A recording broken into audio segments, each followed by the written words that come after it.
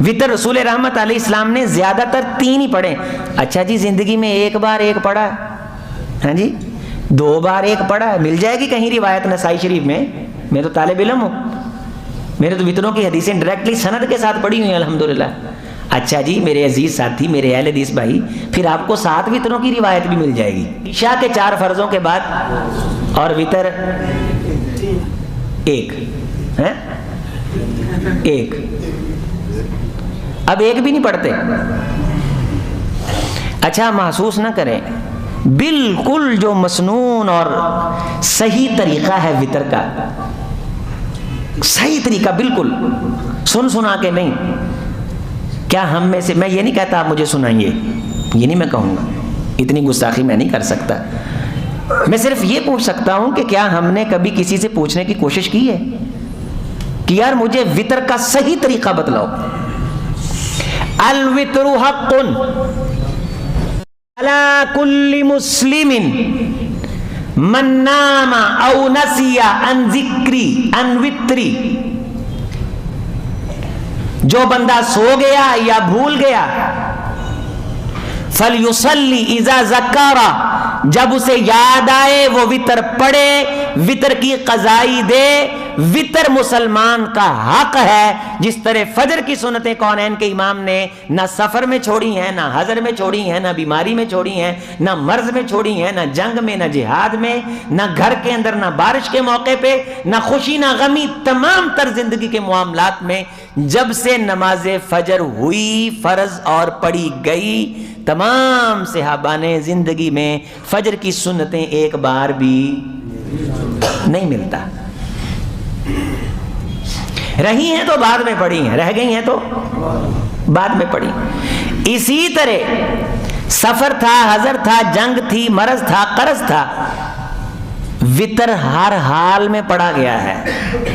وطر امام احمد بن حنبل کا فتویٰ ہے کہ جس بندے کو وطر چھوڑنے کی عادت ہے, رجل سوء, برا آدمی, اس بندے کے اندر برائی ہے, اس بندے کے اندر برائی. یہاں تک لکھا ہے کہ اس بندے کے اندر کچھ فحش خیالات کی کثرت ہے جو بندہ وطر چھوڑتا ہے. اس کے ذہنی زاویے کے ذائچے فحش و تفحش سے ملتے ہیں, جنسنگ کی طرف زیادہ اس کا آہنگ ملتا ہے, اس کی توجہ دوسرے تیسرے معاملات میں, اور اس کی دلچسپی ایسے امور میں جن میں فحش و تفحش ہے. عمومی طور پہ رجل سوء کا ترجمہ یہ بھی کیا جاتا ہے. اور ویسے قرآن مجید میں اللہ تعالی نے فحش و تفحش میں پڑھنے والے آدمی کی نشانی یہ بیان فرمائی ہے کہ واتبعوا الشہوات, جو شہوات کی پیروی کرتے ہیں, اس قسم کی چیزوں اور باتوں اور سٹوریز میں کافی دلچسپی کا اظہار کرتے ہیں. یہ قرآن مجید ہے, سورہ مریم کی آیت طیبہ ہے, جس میں اللہ تعالیٰ نے ذکر فرمایا کہ ایسے بندے عموماً نمازوں کے اندر سستی اور غفلت کرتے ہیں. یہ کچھ ٹرم ہوتی ہیں, کچھ اصول ہوتے ہیں جو بتلائے جاتے ہیں, اور انسان جب سمجھتا ہے تو انسان کو خود کو پرکھنے کا موقع ملتا ہے کہ اگر میری نمازیں رہ رہی ہیں تو واقعہ یہ وجہ ہے, واقعہ یہ وجہ ہے. جو بندہ بدخلق ہوگا نا, بدتمیز ہوگا, بدخلق ہوگا, عمومی طور پہ آپ دیکھیں گے کہ اس کے والدین اسے خوش نہیں ہوں گے. یہ اللہ تعالیٰ کی سزا کا ایک انداز ہوتا ہے کہ اس بندے کی زبان سے اللہ خیر اٹھا دیتے ہیں جس بندے کی زبان کے شر سے اس کے ماں باپ بھی محفوظ نہیں ہوتے. یہ بھی جس طرح میں نے خواب کی بات کی, کوڈ ورڈ کی میں بات کر رہا ہوں آپ کے ساتھ, اصلاح کی اور سمجھ کی, تفہیم کی بات کر رہا ہوں. تو اسی طرح نماز کا چھوڑنا, واتبعوا الشہوات, قرآن یہ کہتا ہے جب انہوں نے شہوات کی پیروی کی, فسوف یلقین غیا, یلقون غیا, بدبختی کے کنویں میں وہ گر گئے. تو یہ سزا اور نتیجہ اس لیے برآمد ہوا کہ ایسے بندوں نے نمازوں میں سستیاں چھوڑنا شروع کر دی تھی, سستیاں کرنے لگ گئے تھے.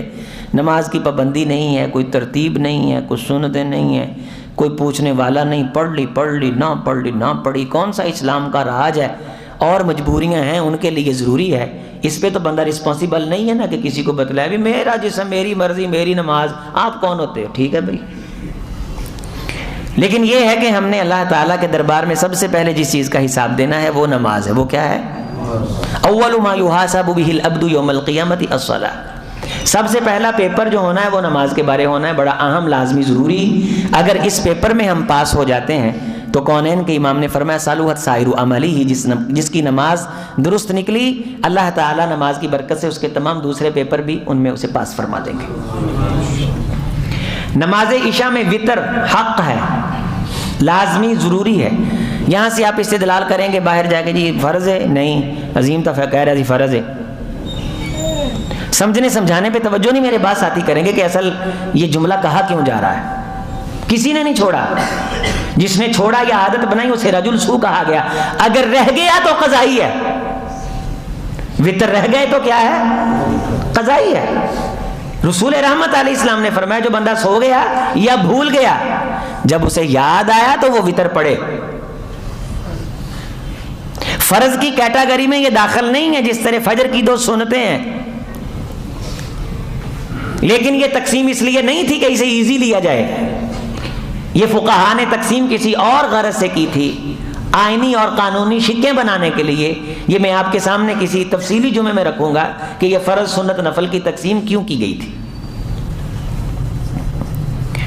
وتر بھائی 3 ہے، وتر 3 ہے، وتر 3 ہے، وتر 3 ہے، ایک بھی ہے. لیکن وتر کتنے ہیں؟ 3 ہیں. بولے سارے کتنے؟ 3 ہیں. وتر رسول رحمت علیہ السلام نے زیادہ تر 3 ہی پڑھے. اچھا جی زندگی میں 1 بار 1 پڑھا، ہاں جی 2 بار 1 پڑھا، مل جائے گی کہیں روایت نسائی شریف میں. میں تو طالب علم ہوں، میرے تو وتروں کی حدیثیں ڈائریکٹلی سند کے ساتھ پڑھی ہوئی ہیں الحمدللہ. اچھا جی میرے عزیز ساتھی، میرے اہل حدیث بھائی، پھر آپ کو 7 وتروں کی روایت بھی مل جائے گی، پھر آپ کو 9 وتروں کی روایت بھی، ہاں آپ کو 5 وتروں کی روایت کثرت سے ملے گی.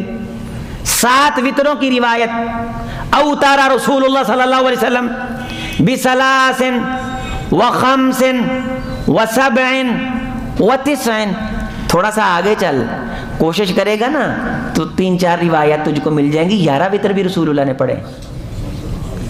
وہ 1 وتر پڑھنے والے میرے سلطان رائی کبھی 11 بھی پڑھے ہیں، 9 بھی پڑھے. بولنا نہیں پڑھے، میں نہیں پڑھے. میں کہتا ہوں چلو آپ نہ کہیں، میں کہتا ہوں نچ پئی تے کھنڈ کا دا گل پوچھن دسن دی چل جو پئی. یہ کمی ہے، اللہ اصلاح فرمائے. یہ کوئی دلیری نہیں ہے، یہ عملی کمزوری ہے. اور یہ وہ کمزوری بھی نہیں ہے کہ جس کا ذکر کرنے سے اللہ کے رسول نے منع فرمایا.